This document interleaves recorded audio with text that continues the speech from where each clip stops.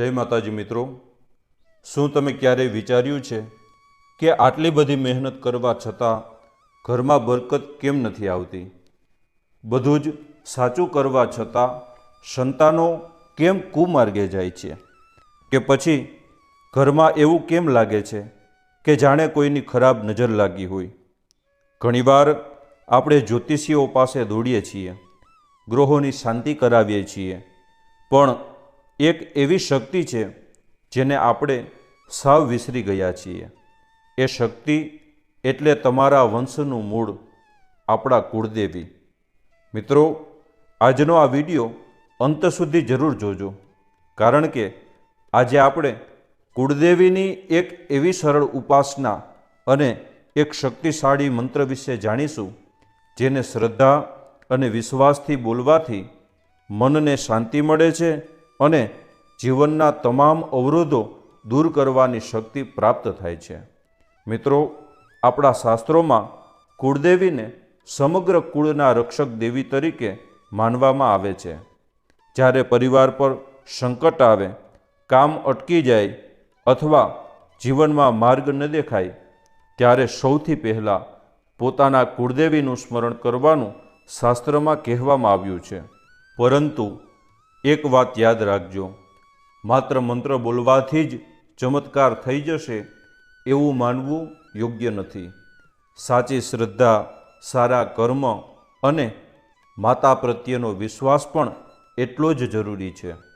આવો હવે જાણીએ એ પવિત્ર મંત્રને.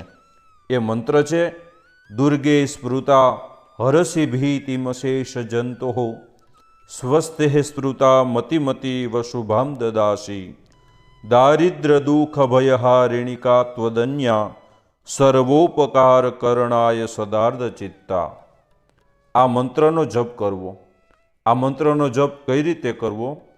સવારે સ્નાન કરીને સ્વચ્છ વસ્ત્ર પહેરવા. શક્ય હોય તો કુળદેવીના ફોટા અથવા મંદિરની સામે ઘીનો દીવો પ્રગટાવો.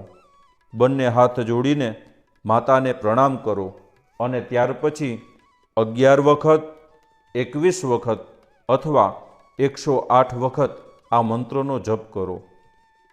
જો કોઈ ખાસ કામ માટે પ્રાર્થના કરવી હોય તો મંત્ર પૂર્ણ થાય પછી નમ્રતાથી માતાને પોતાની મુશ્કેલી કહો અને પ્રાર્થના કરો કે હે મારી કુળદેવીમાં, જો મારા માટે આ કાર્ય યોગ્ય અને કલ્યાણકારી હોય તો કૃપા કરીને તેમાં આવતા અવરોધો દૂર કરીને મને યોગ્ય માર્ગ બતાવો.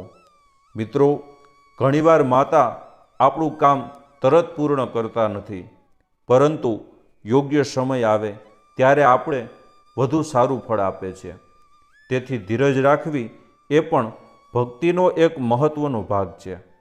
ઘણા ભક્તોના અનુભવ પ્રમાણે નિયમિત સ્મરણ મનમાં હિંમત વધારે છે, નિર્ણય લેવાની શક્તિ મળે છે અને જીવનમાં સકારાત્મક પરિવર્તન અનુભવાય છે. જો શક્ય હોય તો દર અઠવાડિયે અથવા 1 મહિને પોતાના કુળદેવીના મંદિરે જઈ દર્શન કરવા, અને એ ન થઈ શકે તો ઘરે ઘીનો દીવો કરી અને માતાજીની આરતી કરવી. પરિવાર સાથે માતાનું નામ લેવાથી ઘરમાં ભક્તિ અને એકતા બંને વધે છે.